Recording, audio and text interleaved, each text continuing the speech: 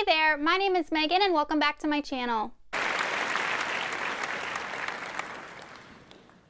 Today I'm going to be doing my March book haul. So I have once again accumulated a ton of books, but I have some new books and used books to show you guys. I have some adult science fiction and fantasy. I have one YA sci-fi, and then I also have some nonfiction, which I don't haul a ton of nonfiction on here, but I have a couple to show you guys.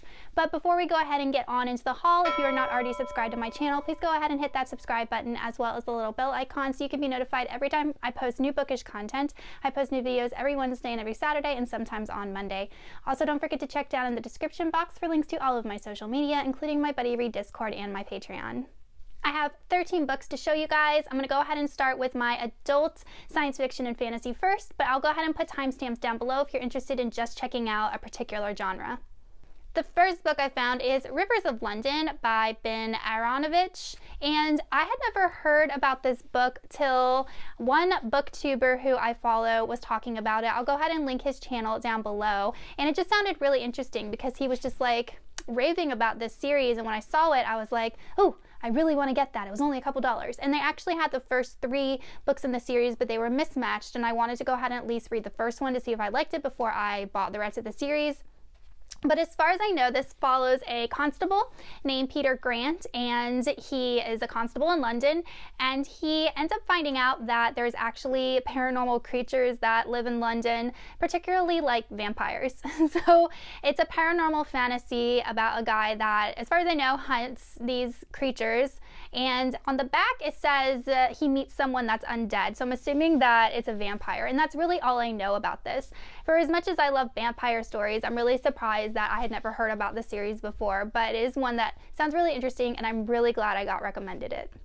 The next book I found is Jade City by Fonda Lee. I wasn't really planning on reading this book. I've heard, good and bad things from different booktubers, but when I saw it for like $3, I just couldn't pass it up. All I know about this is that it follows like 2 different gang families, and there is like a trade of jade, and jade is what gives people these magical abilities, or it possesses some sort of magic. So there's some sort of war with regards to who controls the jade and these 2 different gang families. I've heard that it's very family centric and that the magic really isn't a huge part of the book until a little bit later. So I'm curious to read it and see where I fall on the spectrum of this series. So definitely a good find. The next 3 books are all part of a series, and that is Dragon Keeper by Robin Hobb, Dragon Haven, and City of Dragons. These books are all part of her Rain Wild series, and I think that there is one more book that my bookstore didn't have, so once I read books 1 through 3, I'll have to pick up book 4. But this is her other series that takes place in the world of the Realm of the Elderlings, and I think it follows the events of the live ship traders. I started reading the blurb on the back of book 1, and it just kind of sounds like it follows those events. By the way, if you are not already joined in for our live ship traders read along, I'm gonna go ahead and link that up in the cards. We are reading live ship traders March, April, and May, all 3 books in the trilogy. If you guys are interested in jumping in, or if you're interested in checking out Robin Hobb as an author and haven't read anything from her before, it's definitely a great place to start. Anyway, when I saw this at my used bookstore, I just couldn't pass it up because I do want to read more in her world, so I'm excited to finally have another one of her trilogies. The next books I'm going to be showing you are all new books, and the first one is Neuromancer by William Gibson.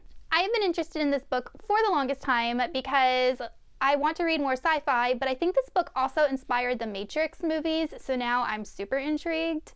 But in this book, we follow a data thief named Case, and he kind of got mixed up with the wrong people, and they ended up banishing him to cyberspace, and he ends up getting involved with this new employer who sends him on this mission to steal something from this huge artificial intelligence. That just sounds like something amazing and that I've never read before, so I'm interested to see if William Gibson is an author that I like and if I want to continue this series. Next, we have 2 books in a series, and that is The Arm of the Sphinx by Josiah Bancroft and The Hod King. These are books 2 and 3 in the Books of Babel series. Book 4 comes out later on this year. The first book was Senlin Ascends. I read Senlin Ascends last month or in January, and oh my gosh, I loved it so much. I'll go ahead and link it up in the cards if you're interested in watching my review. But this follows a fantastical world that's based on our own history. It takes place in the land of and it follows Senlin as he goes to the Tower of Babel for a vacation, his honeymoon, and loses his wife and has to find his wife, and he has to travel through each different level of the Tower of Babel to save her. And on each level he ends up coming into contact with just these strange, weird experiences, and it's just all about his transformation, at least in book 1 it was. And book 1 ended on such a good cliffhanger, just such a good ending, that I cannot wait to read the rest of this series. I have a feeling that it might become one of my favorite fantasy series of all time. Next we have Mask of Mirrors by M.A. Carrick. This was one of my most anticipated 2021 fantasy releases. I'll go ahead and link that video in the cards if you're interested in watching it. And I found this on Target's website, and I'm surprised that for a debut novel, I think this is a debut novel, even still, that it was in paperback. I don't know, just most publishers seem to put out hardbacks first and then paperbacks, but this was in paperback. But this book follows a con artist named Ren, and in order to secure her future as well as her sister's future, she ends up infiltrating these noble houses. But once she infiltrates these noble houses, she realizes that there is a lot going on that she didn't realize, and she kind of gets caught up in their corruption and their lies. And it just sounds like a really interesting take on a fantasy series. I don't know if there's any magical and elements involved in it, but I just thought the cover was really good. I've heard some booktubers that have similar tastes as me review this and really like it, so I thought I would give it a go and see if it's a book I like. So this is one hopefully I can get to really soon. Next we have the one YA purchase I made, and that is The Other Side of the Sky by Megan Spooner and Amy Kaufman.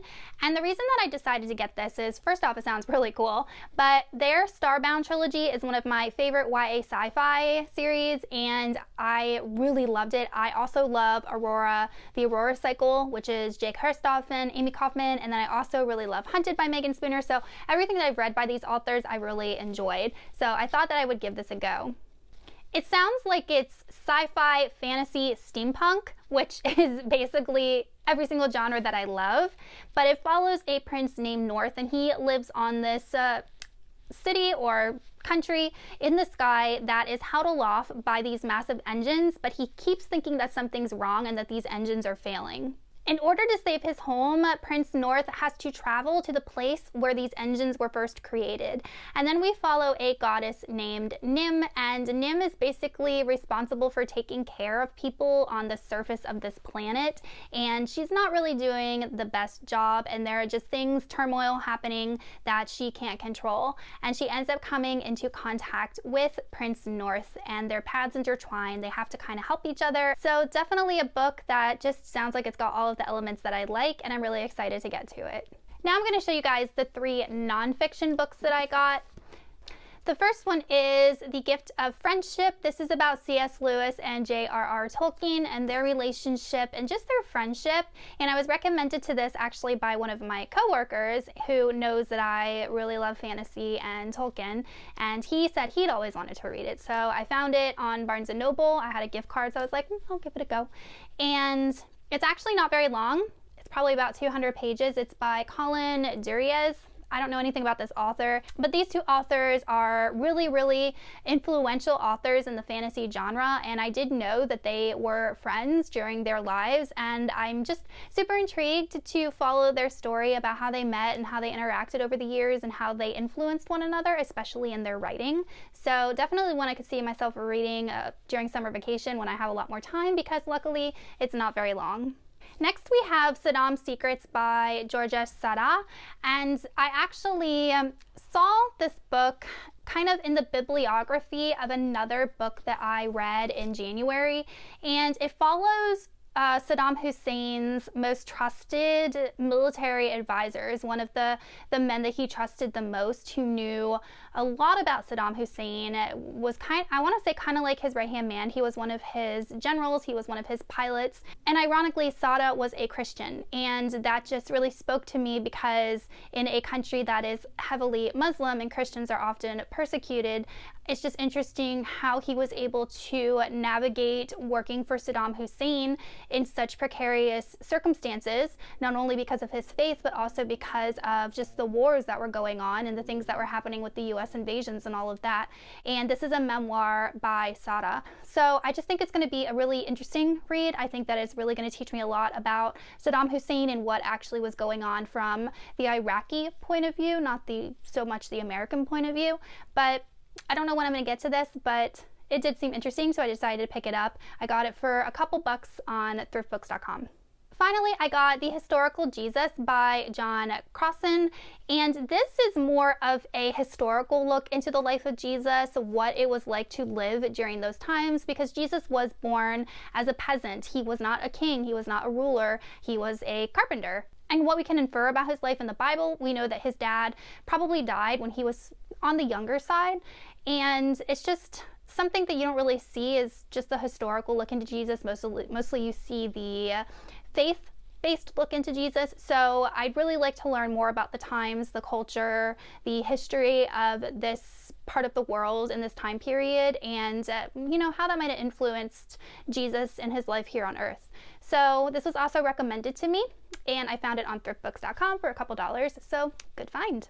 All right, you guys, so that is it for my March book haul. Let me know in the comments if you've read any of these books and what you thought of them, or if you bought any new books and what they are, and I will see y'all soon in another video. Goodbye.